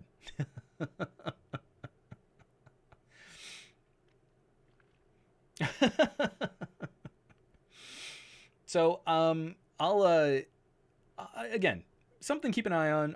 I'll be curious to see how it plays out. We know that the next 18 months, 2 years of phone development is already in the pipeline. So if there is, my prediction is 2023, if Oppo and OnePlus devices merge, 2023 will be the year that we see an Oppo label and a OnePlus label on the exact same phone. That's the timeline. Whatever we're going to get next year is already in the pipeline, and the plans for 2023 can be sort of manipulated or guided if that's the gig. And same thing, Dave Burns. I just want the Hasselblad collaboration to keep going. Yeah, the shot in the arm that the OnePlus camera got from the evolution from the OnePlus 7 to the OnePlus 9 has been incredible. Like, the OnePlus 7 cameras were pretty decent. The OnePlus 8 Pro cameras were very good. And now the OnePlus 9 cameras are, I think, some of the best competitive options of the year, especially for auto mode shooters. So that absolutely, if anything can be maintained, that would be excellent. And Geekmaster88, Oppo makes some interesting devices, so this could end up being a pretty good thing. Trey916, I'm worried though because Oppo hates flat screens, but at least OP got flat screens on the non-Pro variant. And Simon says, Hypno, I can't wait for the OnePlus Oppo Find X5 Neo T Nord. Canadian edition, of course. It's a totally different phone than the EU version of that phone. What I would love to see is Oppo, and especially the Find series, being their hyper experimental platform. You want to put a microscope in a phone, it shouldn't go in a OnePlus. It should go in a Find. But yeah, again, like I said, I'll be very surprised if by 2023, maybe 2024, maybe I'm being a little aggressive on that timeline, if a mainstream premium tier phone isn't just a label swap and then slightly different software for the UI. I'll be very surprised. Again, I kind of feel like it's just too much money to not consolidate that type of development. But speaking of camera stuff and what I want to wrap this show up on, Dave Burns was talking about the collaboration with Hasselblad for OnePlus, and I think it has been a good add. A good get for OnePlus. There's another major camera corporation that is looking to kind of crack into the smartphone market, make some noise, and I'm really trying to see how I can import one of these or one of the Sharp variants. But we talked about the Sharp Oculus R6, and apparently Leica is really interested in a 1-inch camera phone. So this was written up by Engadget by R. Lai, Richard Lai. Leica's very own Lights Phone 1 is a rebadged Sharp Oculus R6. The camera maker isn't afraid to admit that the Lights Phone 1 is actually a rebadged Oculus, with the former emphasizing a true Leica experience down to the level of industrial design and user interface. So this is a monster camera sensor phone. It's a 20 megapixel 1-inch sensor, which is huge. Again, in terms of sensor size and aperture and resolution capabilities, this is now going to be competing with standalone rangefinder point and shoot cameras. Like, we're closing in on micro four thirds. It's big, and that is easily one of the main improvements that you can deliver for a smartphone camera. Anyone who was looking at a OnePlus 9 or a Xiaomi Mi 11i and, oh, but it doesn't have optical image stabilization, is terrible at photography. Like, they're proper bad. Anyone who looked at the OnePlus 9 and panned that camera because it didn't have OIS is just so bad at tech. You should never count on them for any type of tech commentary or tech advice, because they genuinely don't know what makes photos better. Like, never ever trust literally anything they have to say about smartphone cameras. But I digress. So, Sharp is putting out this crazy phone. Going back into the screen share here, what we see is sort of a design tweak. There's this big rectangle where you see this huge camera module. Well, on the Lights phone, which has a big Leica badge on the back corner, the Leica red dot, they're going to be incorporating a circular camera module, which they're also going to have their own magnetic lens cap to protect the bulge that's going to be sticking out from the back of the phone. Everything else here is going to be premium tier specs. We're talking a Snapdragon 888, 256 gigabytes of storage, 12 gigs of RAM, memory card slot, 5,000 milliamp hour battery, IP68, headphone jack. This thing is built to be a premium tier camera phone. And to me, what I love about this overall look is that it reminds me so much of a Windows Phone.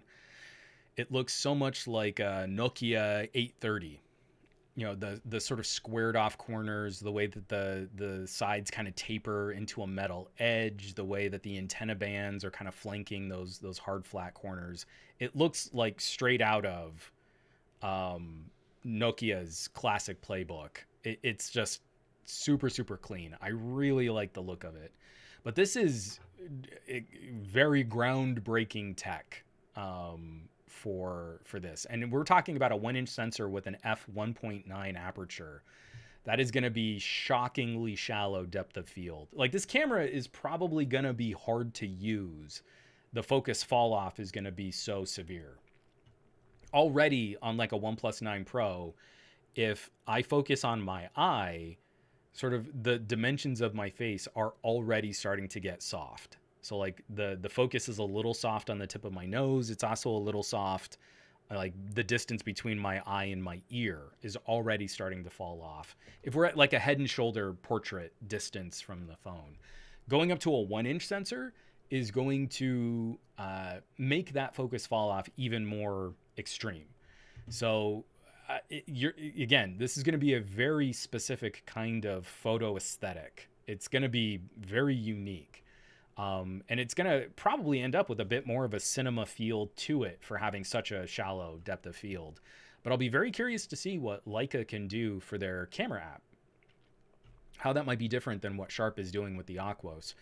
and what type of features and capabilities they're going to be focusing on. Because something tells me that this is also going to be a play clearing that much information off of such a large sensor. I'll be curious if they're really on top of all the video features that we kind of take for granted. You know, like this might not be able to clear 4K 60 frame per second video. This sensor might not be built for that.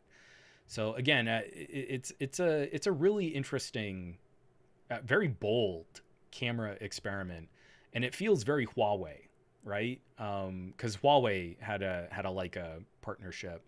You know, when we see that label, you know, Schneider on BlackBerry or Zeiss, Carl Zeiss on different phones. It's really interesting to see like a company just kind of come out and do their own.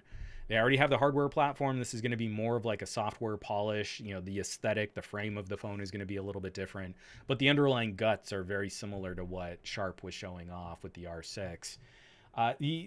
As you would imagine, putting a bleeding edge custom camera sensor in your phone with all of the other specs being top tier, this thing ain't going to be cheap. We're looking at the equivalent of around $1,700 for a Lights Phone 1. But if you wanted a rangefinder camera and you didn't want to have to carry a camera and a phone, this could be the gig. Like I said, I'm just going to be really anxious to see what this thing can do for video, if it can incorporate things like manual controls in all aspects of the camera, how it's going to work for audio capture, if there's going to be anything that's going to be tricky or wonky there. But this thing has me salivating hard. So I'm tapping all of my connections and trying to figure out how I might be able to import a phone. If you have any insights on importing a phone from Japan, please drop me some DMs, and let's see if we can make an international event happen with either a Lights Phone 1 or a Sharp Aquos R6. I really, really, really want to play with one of these. So I'm working really hard to try and make this thing a go. Simon says, Hypno, the next camera spec should be 379 megapixels with a 0.1 inch sensor because it's all about numbers that don't matter. And don't forget, you got to complain about OIS even though you can't demonstrate where OIS would be a benefit, right? It doesn't even have the optical image stabilization. Yeah, but all the photos and videos are better. But even cheap phones have OIS. Yeah, and the camera's better than all of those cheap phones. But I need to see those 3 letters on my spec sheet on GS Submarina. But it doesn't need it. It's just the philosophy of it. It should have it. But why? Demonstrate why. But I can't.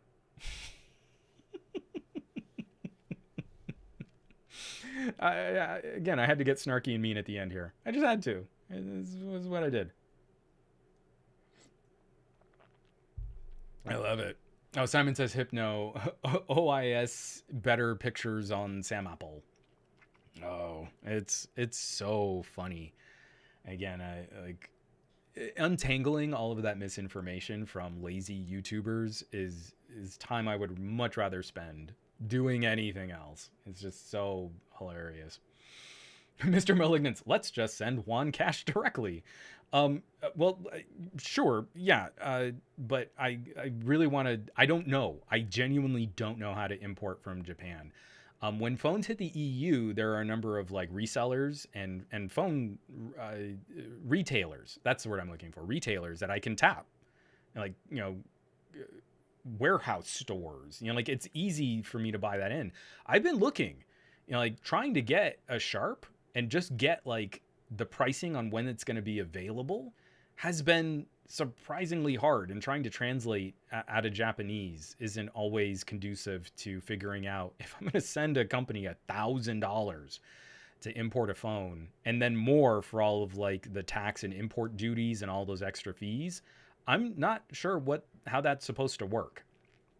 So if anyone has kind of a guide on that, it would be really nice. Could use that help. I could use a hand. But this is the one that, especially with no Huawei accessibility right now, I am most critically anxious to try and get my hands on for a while. And see, and again, so Aditya is saying, why not try any Hawaiian contacts? Again, I still need to get the phone from Japan to some region in the United States, and then from a region in the United States to my porch. And I'm not sure what that process looks like for each step of the situation. I don't need to do that shopping out of the EU. It's really easy for me to go to a website in the EU and say, buy phone, send to United States, and I'll pay extra taxes on it. I don't know what that looks like here. So it's just real messy. Kyoto Rasanti. I can import CDs from Japan. Yeah, I've through Amazon, I've been able to buy some music from Japanese remasters. I feel like this is going to be a little different, or that would be great. Maybe an international version of this will show up on eBay. But I really want to do it right and not get hosed on $1,000 phone. Mr. Malignant's time for a travel blog. Woohoo! Like, it might just be easier to fly to Japan, buy one in a store, and then fly home. I don't want to do that. So I think that's as good a place as any to wrap up. But just know I'm motivated. I'm trying. I'm genuinely trying to get my hands on one of these, and I'm putting the call out for some help.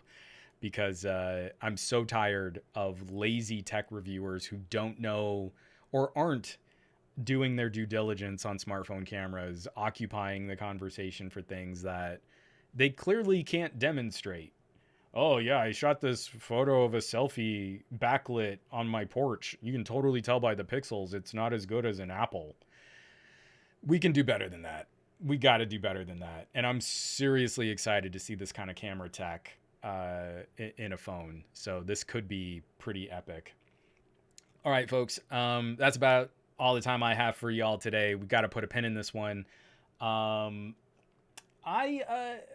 hope you all have a phenomenal week. I'm going to be crazy busy this week, and it's going to be some really fun and exciting stuff. So I hope you're all along for the ride. Live streams and hosting events and audio and some reviews coming out, videos. I still have an article that I'm trying to write that I'm trying not to make it as mean as it might come out. Paul Purry just blew up the subs. What is, dude? So Paul Purry gifted him, is signed for another sub, gifting to Bray Gray, Nintendo Switch, Treats and Milk, IKH Wankery, Welp I'm Damned, Kung Fu Pinion, Charlie Spirit Song, Elisna, Dammit Adrian, Riviera 613, Sorry for Bad English, Coppa Cash, Alzombino, Boang Bite, Muppinish, Lolly DK, Anode, RJ King, Cassio Third, and Immortals Parda. Paul, dude, thank you so much. That is incredibly generous. And again, I'm always so excited to kind of keep investing in a community conversation and having these types of live streams and chats. And I want to kind of focus a bit more on, again, not the social media version of engagement, but genuinely like hooking up people and hanging out with people. And Paul, that was amazing. Thank you so much. And for everyone who's been sharing and supporting and commenting and contributing to these types of conversations. It really does mean the world to me. So yes, Simon says Hypno, Paul, winner, chicken dinner. So thank you all so much for taking the time, for contributing, and for participating. It's what starts off my week, and it kind of refuels my soul for the week ahead. So I appreciate you all. Folks, lots of stuff coming. Be on the lookout. And I want you all to have an amazing week. I want you to do awesome with your technology. I want you to be awesome with your technology. And I'll catch you back here for another episode of the Monday Morning Tech Chat Show on the SGGQA podcast channel. Check out all the links. Check out the show notes. fanfund.io/wanbagnell. Get yourself hooked up and see if you can win a $150 Amazon gift card. Fun little contest there. And again, all of this just to collaborate better, just so we have better tools to stage these kinds of conversations. And I'll catch you back here next week. I love you all. Take care. Be well.